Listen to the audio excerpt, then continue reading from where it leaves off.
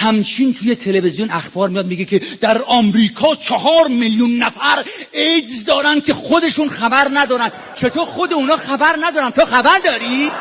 تو از کجا فهمیدی که اون داره تو نداری اون داره؟ تو بحث پوشک و نوار کاست و این چیزها دیدین که تلویزیون اعلام کرد گفت سوئیسیا با روزنامه دارن پوشک میکنن بچه‌هاشونو. یعنی تا ثابت نکنه همه جای دنیا از ما بدبخترن بدلیم. میگه کالیفرنیا سوخت، اونجا کشتن، اونجا بردن جر دادن. ما خوبیم، ما اوکی، ما بالا، اونا اون ته.